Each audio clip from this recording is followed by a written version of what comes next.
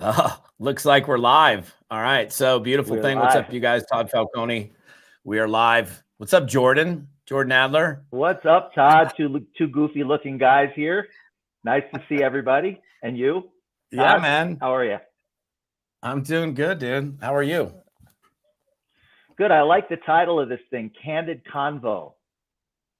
That's good. Yeah, we're just gonna, whatever flies. Like I've been doing a bunch of these things. Like I've been doing them about once a week for the last month and a half, and just getting, Nice. fun, cool people on and having chats about what's up and what's going on and life and whatever and business. I So didn't. I didn't get the memo on the dress code though. there is no dress code, man. You're a network marketer. You don't even have to Really? worry about it. This is the beautiful thing is like this is me at home. Like I'll Yeah. throw on like, a sleeved shirt or something if I'm gonna go speak somewhere or something. But I mean honestly, if I get away with like speaking like this, I probably could. I can do whatever I want, I guess. But yeah, man. Shorts and a tank If you top. had shown I'm up, trying to if you enjoy had it. shown up in a, if you had shown up in a suit and tie, I would have been really nervous. Wouldn't that be actually? It's so funny. Like I had to tie a tie for somebody the other day, with my kid or something, and I was like, I don't even know if I can do this anymore. And I was like, I still got it, man. Did it in Oh yeah. one Yeah. pull, and it got the length right. But Like riding a yeah, bike. Like riding a bike. my ties get used by other people. So Yeah. uh, I got a great tie collection, and then I get friends that'll come over and borrow ties or my kids or whatever. So yeah, I think it's kind of I haven't tied a tie. I probably haven't tied a tie in 5 years. I'll have to go get the clip-ons the next time. that was so funny. I was thinking that my first tie was a blue paisley clip-on tie, and Remember the yeah, clip-on I bow mean, tie? Remember the clip-on bow ties? yeah, I'm not really a bow tie dude. So, but yeah, I mean, if you can rock a bow tie like Tucker or something like that, like some of these people out there, go for it, man. Why Oh not? man, so it looks like you're up in the mountains at the mountain house.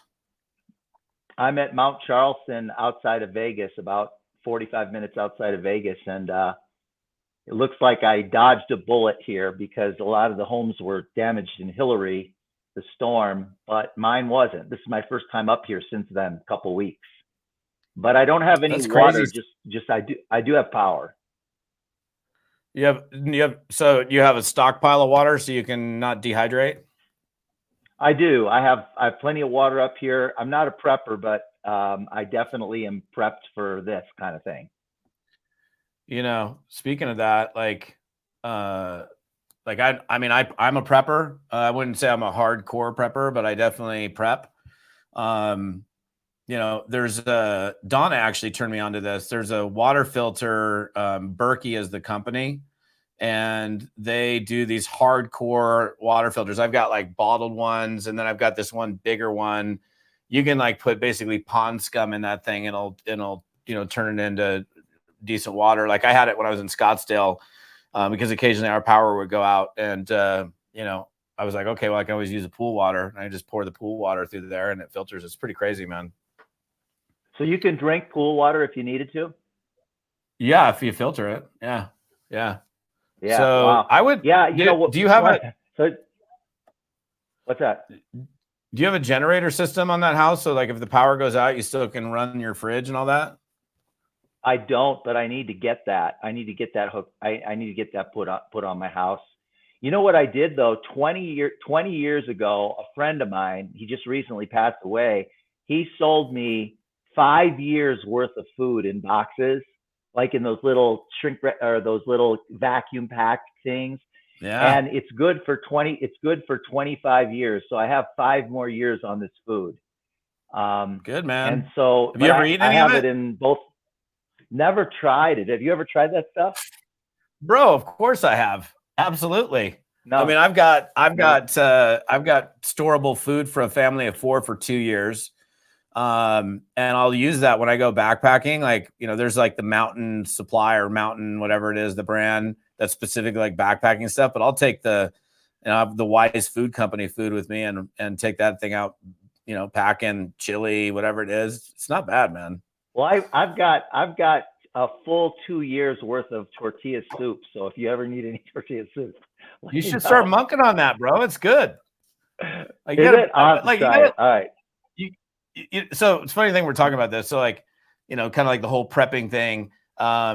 You want to make sure you know how to make it, right? You got, do you Yeah, have a yeah. way of heating it? Like if so those are little things I actually did. I don't know, like 4 or 5 years ago, my brother-in-law, my nephew, we all went and we did this. We had our bug out bags and we went to go, test our bug out gear. And, it was pouring down rain in Washington in the month of March. I mean, it's the wettest time of the year. And it took us like 3 hours to find burnable wood. Like, 2 minutes into it, my shovel broke and my brother had something and it broke. So it was cool because we were able to figure out what worked and what didn't. And I was like, okay, well, that shovel sucked. And then I went and bought this like Russian shovel saw, or shovel axe, which is amazing. That thing is like, will never break. And then, it's interesting. Like, you want to be prepared before the emergency happens. So make sure you know how to make that, what do you say, tortilla soup. Yeah, I'll have to practice that and see how it is. Definitely. And then don't you even have a collapsible guitar or something that you can go camping with or something? I have a Taylor Mini GS, which is, I actually brought that. Didn't I have that in oh no. I think James had that in the Dominican, and he was playing that guitar that he had there, which is a smaller like backpack guitar. I went and bought that same guitar. In fact, I think I bought it while I was at your 60th. I think I remember you did. You bought it when we were on the trip. Yeah. Yeah. It's a great little guitar, man. I think we and have. Then I got to get a yellow. I got to get a yellow stocking cap for that in case there's any kind of an emergency as well. I got this. This is the free thing that the Subaru people threw out during some ski weekend up at Mount Bachelor, and it's the only one that like matches my my funky. This is like made in. I like it. Ooh. Somewhere. Yeah, bamboo, I like bro. that. I like that. So what are we going to talk about? Are we going to talk about camping? Are we going to talk about prepping? What are we going to talk about? We can talk about whatever we want to, man. This is our time. Yeah, but I know I got a lot of business people on here, so we'll probably talk a little bit of business. But how's your summer been, man? It's been good. I got a little ambitious on my travel and ended up booking too many trips overlapping each other, but they've all been good. Every trip's been so good. Just got back from Chicago and San Diego. I spent some time with my sisters in Chicago and then with some Russian friends that are acrobats that moved they were in the shows in Vegas and they moved to Chicago to do a circus training. They have a circus training facility in the inner city, an old brick building, and just a really cool couple. We had a good time. I just got back. You trying to get in on that and like become part of the Russian circus act or what? No, these guys, they started training when they were 2 years old. They're married now. She's a contortionist and he's a high wire guy. Almas and Katya Mirmanov. And they're young. They're probably in their early 30s. Really cool couple, super fun. And we've known each other for probably 10 years now. Almas used to be in the show Absinthe, which was you've been to it. I'm sure that it's the number one show in the history of Vegas. And he was in that show for 8 years. And then his dad, who's a Russian, speaks only Russian, doesn't even speak English. His dad had this training facility in a neighborhood, this giant, beautiful brick historic building that he's been training circus performers from around the world for the past 10 years. And then Almas and Katya went down there to take it over. Wow, man, talk about fit acrobats. Those people are ripped, so in shape, so incredibly strong. I mean, they're gymnasts, right? I mean, they're bouncing around and flipping and craziness. Yeah, dude. So what? So you traveled a bunch this summer. What's I don't know, like what? Okay. By the way, just in case you happen to not know who Jordan Adler is, I didn't even do an introduction. I was just like, "Yo, what's up?" No, you didn't. Some dude pulled off. This is my friend Jordan. Jordan Adler. Well, you know what? We will talk about that thing that we talked about the other day because I thought that was kind of interesting that we went back and forth. But Jordan is, lifelong networker. author of Beach Money. If you don't have beach money, you need beach money, not just the book, but you need to have beach money because I think it's good. In my case, it's mountain money. So I was telling your guy the other day, I'm like, hey, you should do a book called Mountain Money for guys like me. So, I mean, I love the beach, but I just happen to be in the mountains, so it's different. Yeah. Well, I actually watched your podcast was amazing, Todd. Thanks for jumping on the Beach Money podcast the other day. Yeah, that was fun. Jim's a cool dude.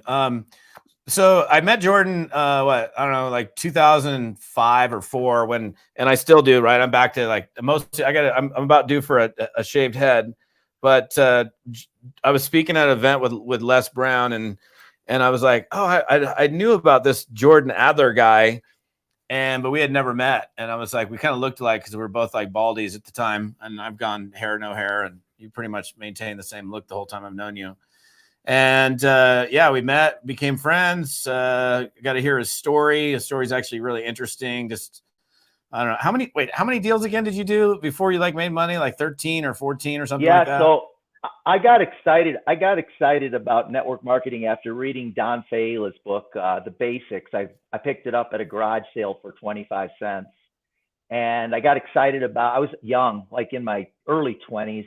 I got excited about residual income. I'd never heard that phrase before. And I got excited about the idea of leverage, and being able to create something significant without having a lot of money, because I didn't have any money. I mean, I was a 21-year-old broke kid. My job didn't even pay me at that time, maybe $10,000 a year. I think I was working at a swimming pool at the time, cleaning swimming pools. So anyway, I got excited about that. And then I started pursuing network marketing opportunities. And over the course of 10 years, I was involved in 11 different network marketing companies. I was in the Sheikah 3D cameras and Sunset Travel Club and Amway twice and a bunch of others, and never made one penny, never signed up a single person. 10 years, 11 companies.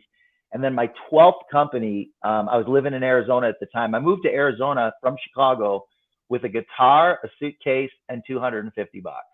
And I bought a little $200 motorcycle so I could get around, and started looking for network marketing opportunities. I had one credit card at the time, but then I kept paying my bill on time, and it kept sending me more credit cards. So eventually I had 22 credit cards, and I maxed them all out, $36,000 in debt on 22 credit cards.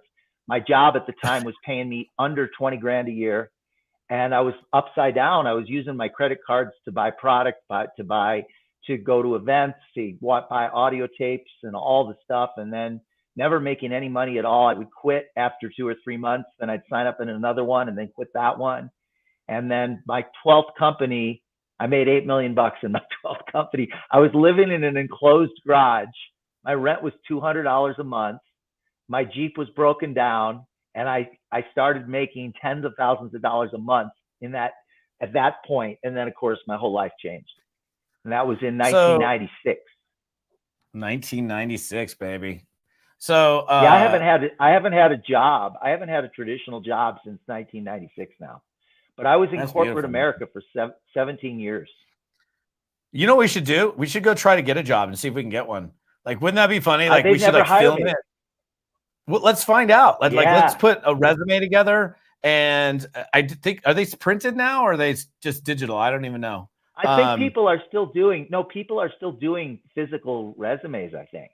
On like fancy paper, like thick, really pretty paper, because you never want to do it on just plain old, you'd want to have some kind of like velvety touch to it, not some, white copy paper or something. God, I don't even know. That'd be so weird just to like even do a resume. I've actually told Carla that a couple of times. I'm like, I'm going to see if I can get a job like that, just to see if I'm hireable, But what have you done the last 35 years? You think we could get a job driving a cab or something? I think we could actually probably lock. I mean, honestly, I don't know. I'm not going to do it. And it's just all fantasy talk, but what if they hire you? Then what? Do you say yes? Would you just turn it down? No, I would just say like, I'm sorry, it's not enough money for me. Yeah. I don't know. We should, you know what, Todd, just for fun, we should get a film crew, travel around, get some, go apply for some jobs. And every time we get a job, we tell them it's not enough money and go to the next one and the next one and the next one. And after a year, let's see where we're at. You know what? I like the idea of it, but I'm way too busy to do that. Yeah. I know you are too. Like, I mean, you're like constantly on the airplane. So, hey, so real quick, we should wear yellow stocking caps and yellow tank tops. Why are you making fun, bro? Why are you making fun of my mustard cap? It's nice. Well, maybe you would get hired. I don't know. They're looking for a guy like you. Oh, that's so hilarious. Where were we? I don't know. So okay, so you did all these deals. It was funny because I remember Jordan and I were in the Dominican Republic for his birthday, and I was sitting with him, and I was like, dude, like, I'm just amazed, like, you never quit. And he looked at me and you said, no, Todd, what? I quit many times. Oh yeah, you said that the other day. Yeah, I quit over and over again. That was the problem. I'd get involved in a company, I'd work it for 2 or 3 months, I'd get discouraged and I quit. People say that, Jordan, why did you never quit? And the truth is I kept quitting over and over and over again. And then it was when I figured out that quitting doesn't work. It doesn't work. So I decided I'm not going to quit anymore. And in my 12th company, I had a couple of things that happened my first year that I would have been perfectly justified in quitting, but I didn't quit.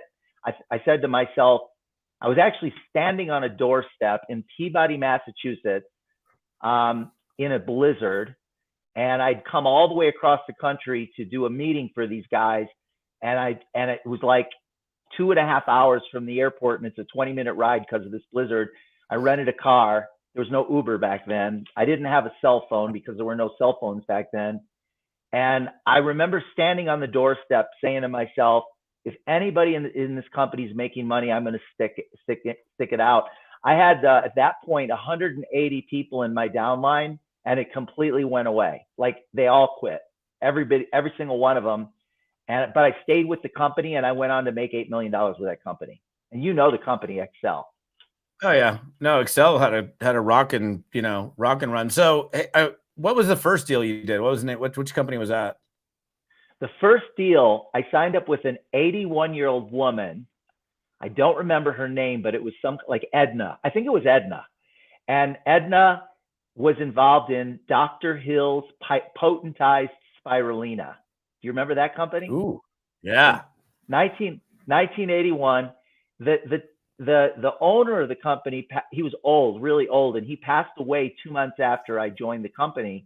But my first network marketing meeting was actually at a church, and there was a fit guy up there. He had all the products stacked up with this green algae stuff. And I just remember, I want that guy's lifestyle. I could tell he was fit, he was healthy, he was young, he had his life ahead of him, and he had a residual income. And it's like, I want that guy's lifestyle. And I never check this out. This is how green I was. This is how novice I was. I had no idea. Like, this was my first company. In my mind, I thought, I need to place ads in the National Enquirer. It's a true story, Todd. You may not even know this. I got to place ads in the National Enquirer. Well, an ad was $250 for a little 2-line ad in the National Enquirer. And when you put it in, it was like 2 to 3 months before it actually hit. So I signed up as a distributor with this spirulina, and I thought, I'm going to sell this stuff to people that read the National Enquirer. So I ran an ad and I got a PO box, expecting my PO box to fill up with orders. And I didn't get one order. I spent $250 twice, which is money I didn't have. That was how I tried to start my business, not really understanding how network marketing worked. Did you quit that deal before your ad ran? I quit like literally. The owner died. I didn't get any prospects, and I quit pretty quick. It was pretty quick. It was within a few months. Spirulina, and then there was remember the Ray Casano tape and Celtec Super Blue Green Algae. Yeah, I never did that one, but I was enticed a few times. I was really close. It's so funny. There's been some interesting ones. Camelot, the lake. The algae came out of this. Oh, lake. No, dude! I'm driving right by Klamath Lake tomorrow. Klamath So Lake you're right is near literally, I will drive right by Klamath Lake tomorrow on the way to Humboldt. You ought to So, get like some nets and some rakes and just like scoop some of this stuff out and put it in a bottle. I still have a Ray Casano tape in my garage, man. I've saved all these different, like Dead Doctors Don't Lie, IDN, Right Place, Right Time, like so many of these like pitches, the Magic Wand CD from Zango back in the day. Yeah. Bunch of them, man. So You still getting a check from Zango? No, but I still get a check from two companies that I left, 17 plus years ago. Wow. Is Zango's not around anymore, are they? No, they got purchased or merged into Zija, and then Zija into Isogenics. Gotcha. But so, I mean, if you're an Isogenics person, you can get Zango. That stuff's awesome, that juice. I mean, it's tart, rich. Speaking of prepping, Todd, I just realized this. This is in case of emergency, this little keychain thing here. So what this is, if you unscrew it, now you might think of other uses for this, but if you unscrew this, it's got a little $100 bill in it. There's not cocaine in there? Rolled up $100 bill. It's arsenic. I need to take care of I'll tell you something, dude. So you turned me on to that. I have the original one, and I have had to use it it's on my keychain downstairs. I'm not going to run down right now and grab it, but it's literally on my keychain. There's a $100 bill in there right now. I've had to, I don't know, probably 4 or 5 times bust in there and use it because I forgot my wallet or whatever. I mean, that is the coolest thing, man. It's a great little. Yeah, I gotta order more of those because that's a nice gift too. Put a $100 bill in there and give that to somebody as a gift. Yeah, I ran a contest one time and I gave a bunch of them away with $100 bills in them. So cool that was idea. fun, man. Yeah. So yeah, dude. So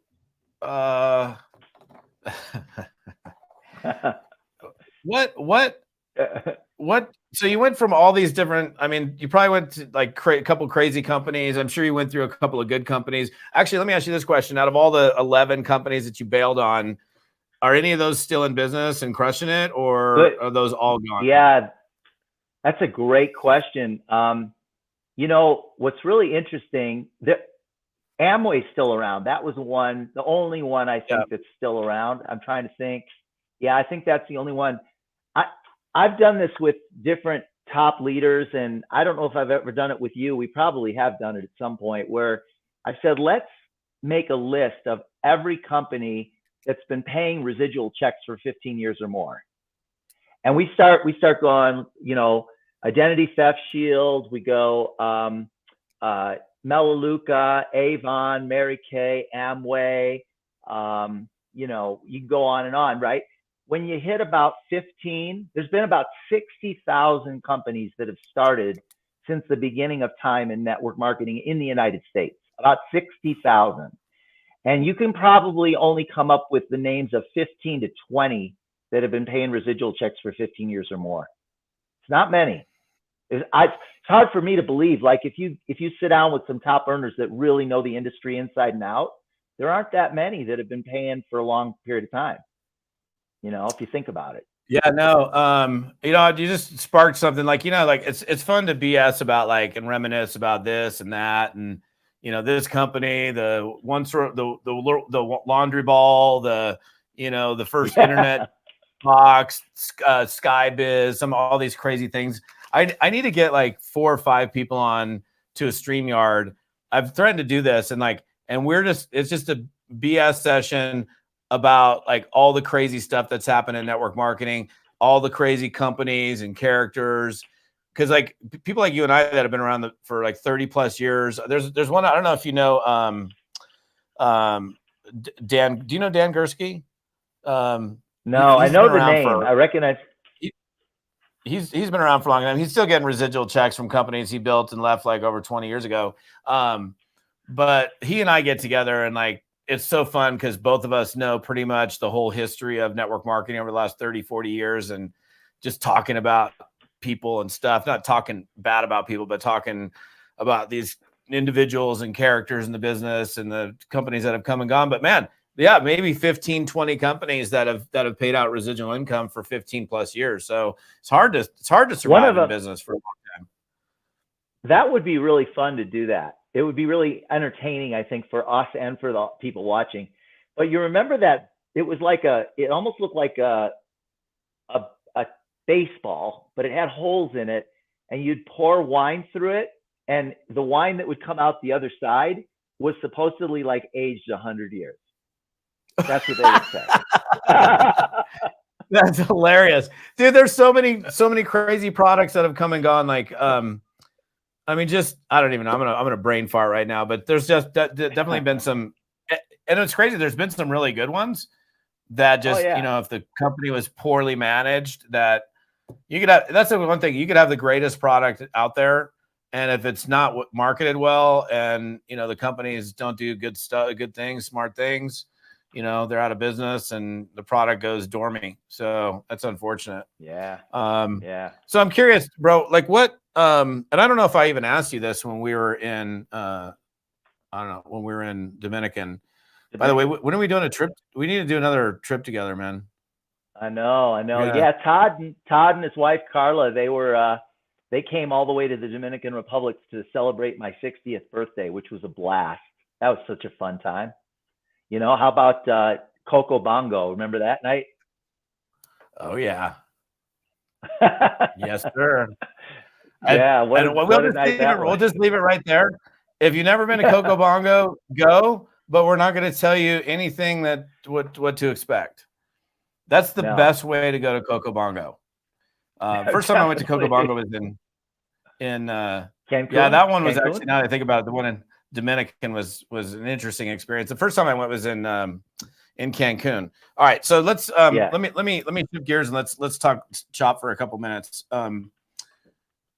So you did all these deals, and then you go into Excel, and I'm not afraid to like mention companies here. It's not, it's so funny. Like, oh, you can't talk about the name of your company. I'm like, dude, everybody's going to Google you anyhow, and they're going to find out exactly what company you're in. It doesn't even matter. So, so you did all these companies, you quit, you're in for 3 months, 6 months, whatever. You didn't make any money. What was so special about Excel? Why'd you make money in that thing?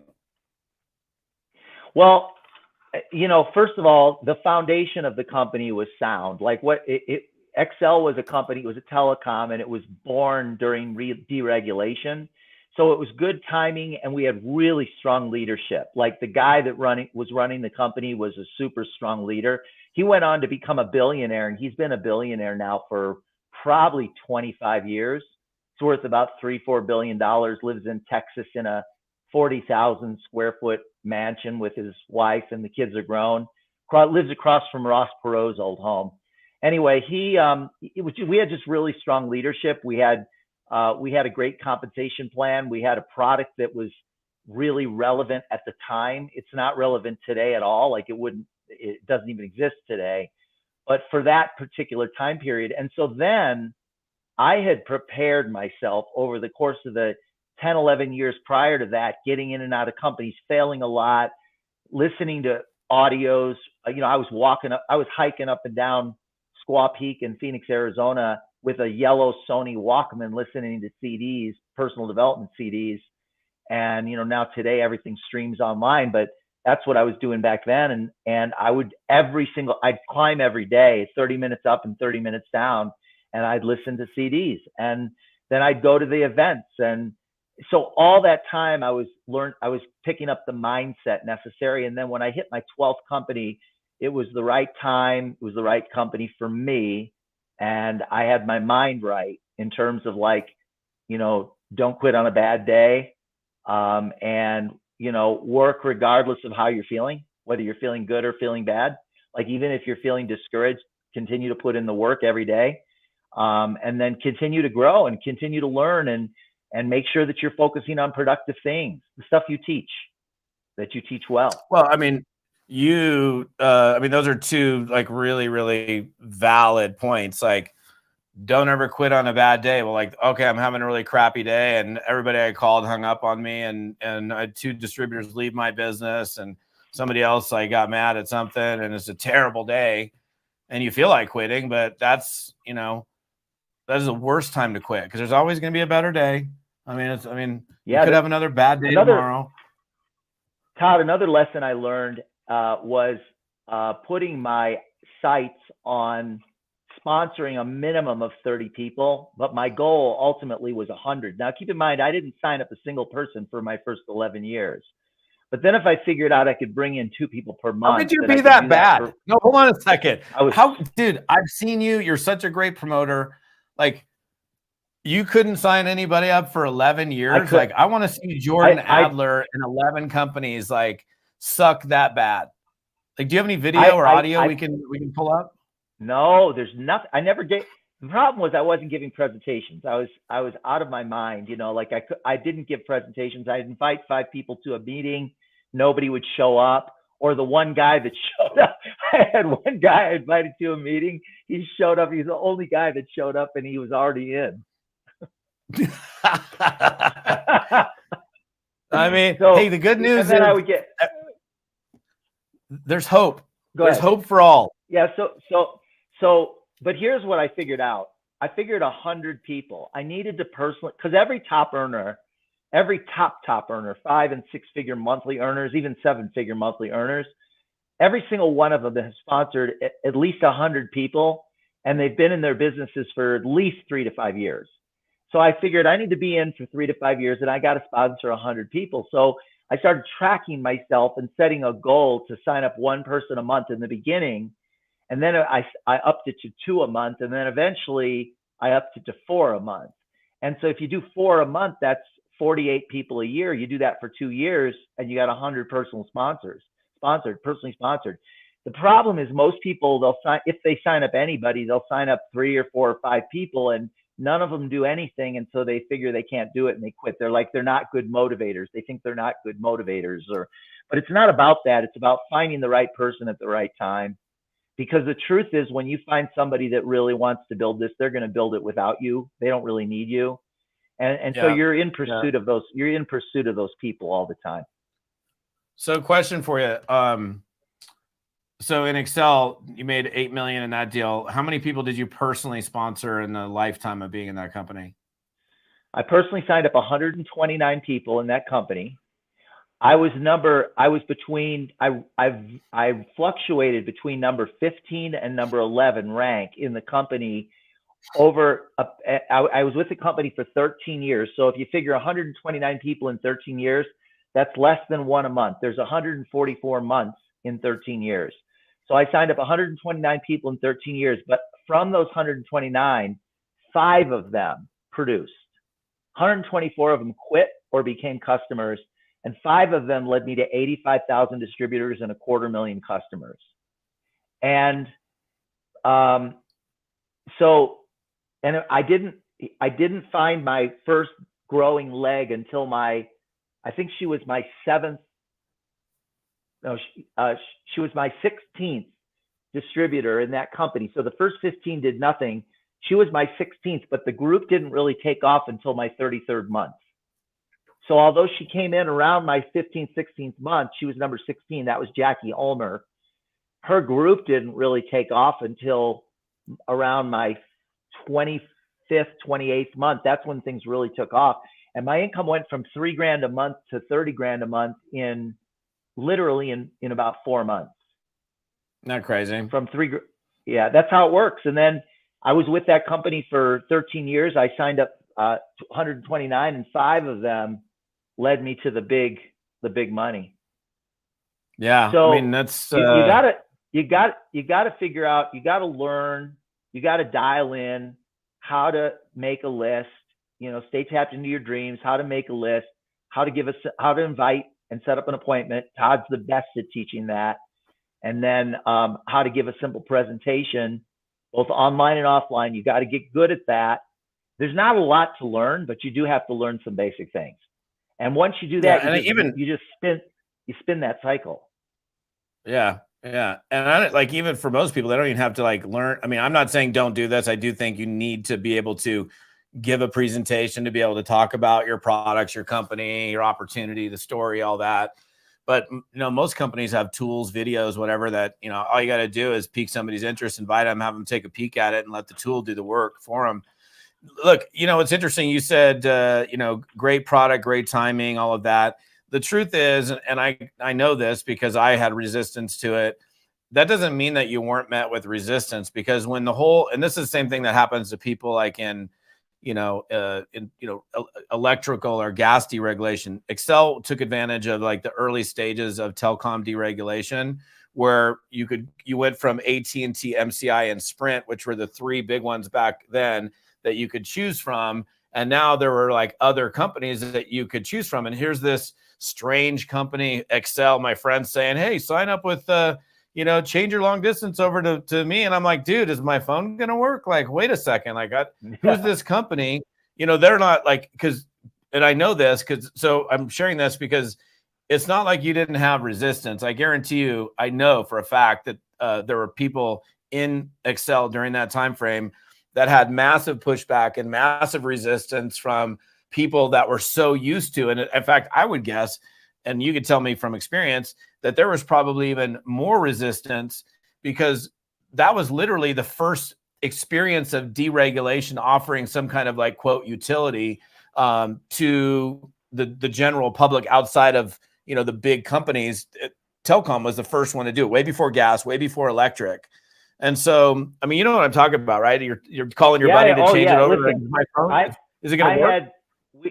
We had so much resistance. I mean, it's network marketing, and then on top of it, you're dealing with people that are especially back then, we didn't have cell phones. So if you couldn't make a long distance call, you were messed up. If you couldn't call your daughter who was off in college or whatever.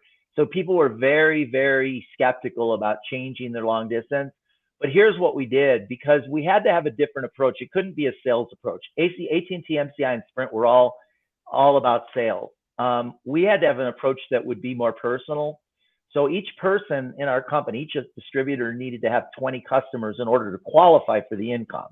So you had to have 20 customers that would switch their long distance to you, and they're going to be on the same line. Nothing's going to change. The only difference is they're going to save a few pennies, but not enough to even make a difference. But if I call my friend Todd and I say, Todd, I need a favor. I need you to try my long distance. That's how we got our customers. There was no sales pitch. We weren't trying to make us out to being better than the others. It was just, I was wondering if you'd help me out and try my service. I need 20. And we had over 1 million people that got that did that and got their 20 customers. And yeah, but it was crazy. It was hard, but we didn't have to collect any money. They just filled out a form. There was no online stuff. I had Excel. I remember the form. I still actually have ACN for my 800 number. So check this out, Todd. Talk about dealing with the problem. Check this out. We got bigger than our supplier. We had more customers than our supplier could handle on their network. And all of a sudden, everything crashed. No cell phones. Nobody has long distance. Our customer base completely loses their long distance. They can't call anyone out of state. And that lasted for 5 weeks. We lost half our customer base. In 5 weeks, we lost half which means we lost half of our residual. In half. If you were making 30 a month, it went to 15 a month. If you were making 1,500 a month, it went to 750 a month. It was pretty tough. Yeah. But still, I mean, the company crushed it. A bunch of people made a ton of money. The people that ran it at that time, I mean, including yourself. I mean, it's just cool when you see something, a good idea. You talked about leadership, like in this case, obviously there was field leadership, but if you've got good corporate leadership, and I firmly believe in the concept that everything rises and falls on our confidence in leaders that we're working with, whether it's the people that are running the company or the people that you're working with in the field. Like the moment you have any shred of doubt, people go on pause, man. They're like, right. No, I'm just going to sit around and as a leader, if people see you wavering, even prospects, if they see you wavering at all, if your team sees you wavering at all, they're done. Your business isn't going to grow. It does. You're right, Todd. It's like, it really lands on leadership and confidence, confidence in the future, confidence in yourself, confidence in your product, in your compensation plan, all of it. Yeah, man. And you said something earlier, like, you know, work, like acting in spite of how you feel. Like Yeah. I've been doing yoga since like right before COVID. I took a break from yoga when we were in lockdowns, which sucked. But like I'm pretty, I'm like 4 days a week in a yoga studio in the morning. And there's not a single morning that I actually feel like it. I think I just disappeared. You did. You Can went you can still black. hear me, right? Oh Yeah. yeah, we can So hear I you don't know fine. I don't know if my battery died, but yeah, it did. I'm gonna change that while I'm talking to you. But um, Okay. I never feel like I don't ever feel like going to yoga, man. It's just not like, oh yeah, I can't wait to get up. And it's not Right. that I don't want to do it. It's just I don't feel like it. But you know what? I do it anyhow because I know if I do it, it's going to make me feel amazing. And every time I go do it, even acting in spite of like not wanting to, I come back and I'm so energized and I'm so grateful that I didn't just lay on the couch. You know what I mean? Yeah, you focus on the dream, you focus on the results, and sometimes you just like I do the same thing. I do when I'm in Vegas, I do 2 or 3 yoga, hot yoga, 108 degrees for 90 minutes, kicks your ass, and you don't look forward to it. But when you're done, you feel great for the next few days. You feel phenomenal, the endorphins, and some mornings you wake up, most mornings you wake up, and it's just all you can do is put one foot in front of the other just to get there, right? Get out of bed, get dressed, get to the yoga place, and just get there and start. And once you do it, once you get going, it's the same in the business. Same thing in the business. Once you get going, you're fine. It's just getting started and doing that every day. You know, you don't Yeah, have to man. work I your think, business. You don't have to be an animal and work your business 10 hours a day, but you got to do something like an hour a day, 2 hours a day, 3 hours a day, even if you don't feel like it. yeah. I mean, what is that? I mean, that's that's all that is just discipline. And what's discipline? Giving yourself an order and following through on that order. I mean, that's really, one of Yeah. the, I think Bob, that's like the way Bob Proctor defines discipline, which I think is a great definition. And it's like, okay, I'm going to get up and I'm going to do this. I'm going to do a power hour today, or I'm going to, reach out to 10 prospects today. And then you don't do it. I mean, if you do it, you feel so great about it. You're like, oh, I knocked it out. It's like, check, I got that thing done. And then if you don't do it, you're like, oh, you feel terrible. It's kind of like eating a big, giant, fat burrito. And you shouldn't be eating this giant burrito and cheese and all this other crap. And then you're like, oh, you eat it. And then after you're done, I've been guilty, trust me. And then you're done eating it. And then you're like, oh, I feel so Yeah. awful. Why did I do that? It's the same thing as not. I mean, because that's discipline. Like if you're trying to get in shape and you don't have the Yeah. discipline to not shove a burrito down your throat. Think about it this way. Let's say you had an 8-year-old kid. I know you, Todd, at one point had 2 8-year-old kids, not at the same time, but you had 8-year-old kids. Let's say you said something to your 8-year-old kid that you were going to do something for them, and then you didn't do it, and they get all bummed out. And then you said you're going to do something else for that 8-year-old kid, and then you don't do it again. You tell them that something else is more important. The kid's going to be bummed out again. You do that 5 or 6 times, and how's that 8-year-old kid going to look at you? I can't depend on you. You're a jerk, right? No, there's no integrity, no trust, complete loss of faith. We do that to ourselves every single time we say we're going to do something, and then we don't do it. So you do that to yourself over and over and over again, where you say you're going to do something and then you don't do it. You do that over and over and over again. How are you going to feel about the relationship that you have with yourself if you can't follow through on your own commitments?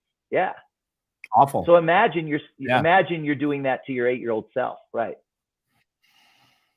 I mean, that's an interesting way of looking at it too, because you're like, you don't want to. Well, first of all, if it was your kid, you wouldn't want to be. I don't ever want to disappoint my kids and have my kid like, my dad's a flake. He always says he's going to throw the ball with me, and he never throws the ball, or whatever it is. I guess as a good father, which I think I'm a good father, I would never want to be in that situation. It's like, and think. I mean, for you guys that are watching it, how many times you got some friend that always says they're going to book something with you, or they schedule it, then they always cancel, or they, Yeah. you know, last minute. I mean, I remember this happened to Carla. I think it was like a year ago. I don't remember what it was, but some friend of hers like invited her something. She got all dolled up and she was ready to go. And like a half hour before like this thing, whatever it was, she's like, oh yeah, I don't feel like going. I'm not going. And, you know, she was so let down.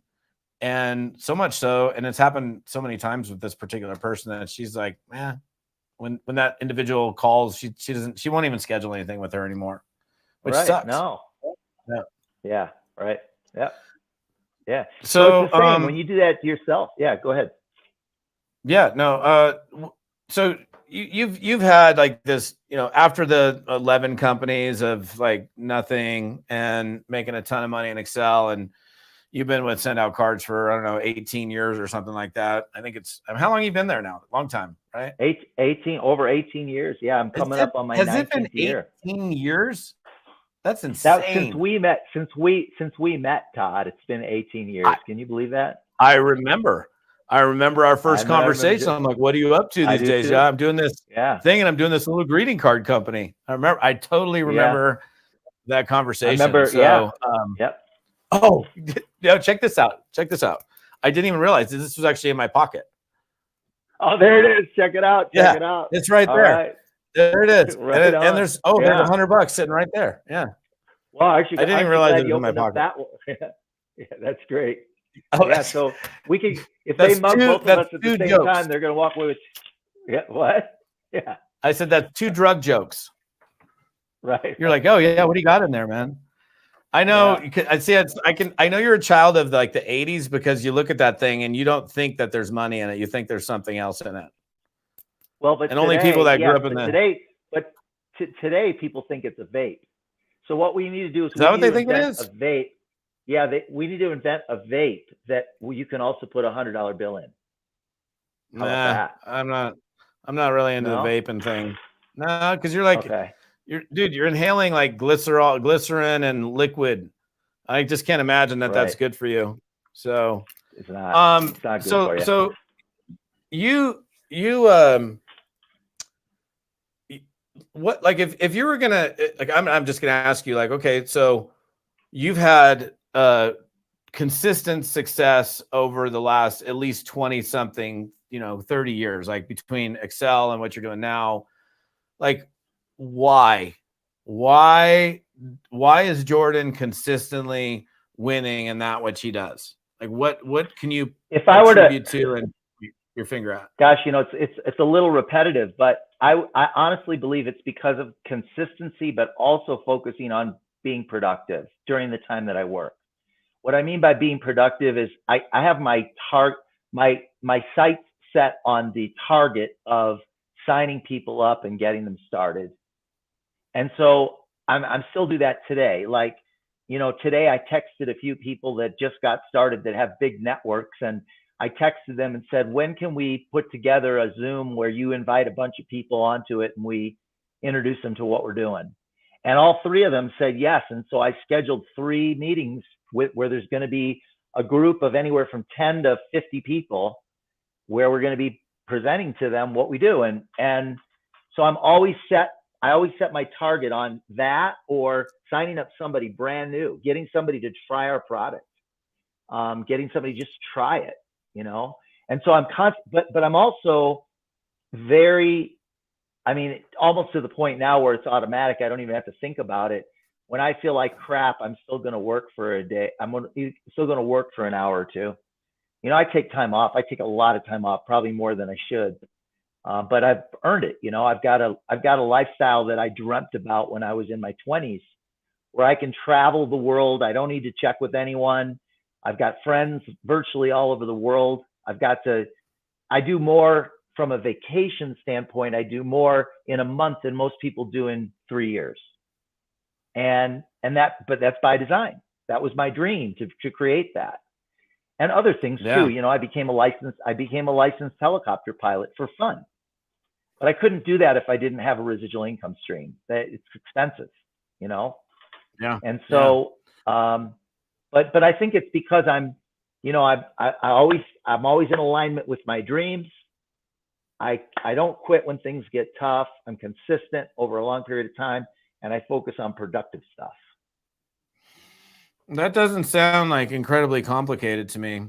No, it's not. It's not. I mean, it Easier doesn't said sound than like, oh done. wow, like what's the magic trick? So real quick, like just like these 3 new people that you just started, like where are you finding prospect? Like, I don't want to say you're out of your warm market, but like pretty much anybody that knows Jordan and you know them, they probably know what you're involved in. So like you're one of those guys that you could almost say like, yeah, I've legitimately like really, gone through my warm market. And it's funny, a lot of people are like, oh, Oh I yeah, talked to, I've gone through everybody. And I'm like, you talked to 3 people, man. out yeah. of the 500 people in your phone or whatever. So what like where are you finding people? What are you doing? Well, my objective is to get first. This is the way that I build the business in my company. Now, every company has a little bit different marketing strategy. I want to get people. It's a very easy way to get started. I want to get people to try our service first. Try it. Like they don't need to commit to anything. So it's really simple. It's really easy. It doesn't cost them hardly any money. And I just want to get them to try it. And then once they try it, if they love it, the upgrade path to the distributor affiliate is simple. The upgrade path to a subscription is simple. The upgrade path to the purchase of one of our products is simple once they are in the system. So my objective is to get people to try it. And honestly, I signed up 19 people in the last 10 days to try our service, 19. And I've already got a few of them that upgraded. So to upgrade it to our subscription. And usually what happens is they try it and then they text me and say, Jordan, I need to upgrade because I'm going to use this more often. And then I'm like, well, would you be interested in being an affiliate? Because then you could share it with other people. And some of them say yes. And so then we upgrade them to affiliate. So that's the path that I do and that I teach. And it's just a simple process of duplication. If I can get an army of people getting people to try our service, and then the ones that love it, then if they're going to use it on a regular basis, upgrade them. And then if they want to share it, upgrade them. That's how I do it. Yeah. And I like the fact that you're not shy about it. You don't not say it. Like when you have a customer, you give a customer the opportunity to like say no to just becoming an affiliate with your company. I would be mad. Like if honestly, if I'm like, I was a customer, you didn't tell me that there was like financial opportunity with it. And I was like, yeah, I'd call this guy Jordan, call Jordan. And I send like 10 people over to you who are like using the service. And then like 6 months later, I find out that they're all signed up but you didn't even tell me there was a financial opportunity. So I think that's a really good point, that at least give people a chance to, say yes or no. Yeah. You asked me who, so let me give you some examples. I got a guy named Chad that owns a travel network marketing company. He signed up to try our service. I signed up last week a woman who I've known for 30 years, who's publishing puzzle books on Amazon. I signed her up to try it. I signed up this guy that has he's in his 20s, and he's got a college. He teaches business schools how to recruit students. And so he signed up to try it. I have a woman that owns a online marketing affiliate company. She signed up to try it. And I've got like literally, well, it's actually, it's not 19, it's 20. As of today, I just checked 22 people in the last 2 weeks that I've signed up to try our service for $20. And that's cool, man. And yeah. And now they're in the system, right? So some of them are going to want to upgrade. Some of them are going to want to be distributors. Simple. It's got to be simple. Yeah. I love it when, when people like yourself that you don't need to keep working. We're not going to talk about personal financial stuff, but the truth is, I know, dude, you don't need to keep working. Like you're done financially if you want to be, and to be in that position and then to continue to go, like you're an exception. I'm not going to say you're the only one, because there's other people I know, but you're definitely most definitely an exception where people get to a level and they've earned so much, and they've got so many levels of leadership, and they're in such a kind of a locked in position based on long-term growth that they don't really have to continue to do it, but yet you still do it, that's honorable, man. I mean, it is. Thank you. And you said something about, I'm going to give you like my wife's phrase. when you're talking about, yeah, I probably take too much time off, and my wife would be like, Jordan, there's no have tos. There's no have tos. You can do whatever you want to do. So yeah, don't, yeah, that's good. I wouldn't like, cause I'll say the same thing to Carla. I'm like, I feel guilty. I'm like, I'm going to play golf, or I'm, taking off to go fishing for a couple days or whatever. And she's like, why? She goes, you've worked your tail off your whole life. Like, you deserve to take a day off or whatever. So, but it's interesting. And Todd, I love it. What's so cool is, I met you when your kids were really young, super, super young. Mm-hmm. And now they're adults. And it's so cool that you and Carla, you've designed the life of your dreams and you live it. And I've done the same thing, and that we're friends and that we get to experience the world together as friends. It's been amazing. And I want everyone to be able to experience that. Yeah, same. I mean, there's nothing quite like leverage residual income. When you get it going right, it's beautiful. Speaking of, when we gotta get together, man. It's been too long. Either we'll have you up here, or we'll go meet in some cool place. I've got a couple of trips planned. I'm going to Miami and Orlando and Brazil and a couple other spots. But when are you gonna be in Miami? Do you know? I think October. All right, we have to take a look, because I'm going there too. I got a couple trips to Miami as well. So yeah, man, it'd be good to hang out. It'd be good to have you. You know what? It'd be fun to have you up here during the wintertime. I think you came summertime last time, didn't you? No, remember we went out to the ski resort. Oh, we did. One time all right. Yeah, I think we went out to, there's skiing going on. Remember? Pretty sure. I think so. Maybe. Yeah. Unless I've been up there twice. Maybe I don't know. Well, we'd love to have you either way, and if we don't do that, let's figure out a way to hang out, man. It's been too long. I know. This has been fun, Todd. I always love getting together and having a candid convo with you. in my mustard beanie. Yes. All right, brother. Well, listen, guys, that's going to be a wrap. I'm going to end the recording here, but Jordan, thank you. Appreciate you. Hang tight while I finish this up, and guys, we'll see you next time. Bye. Thank you.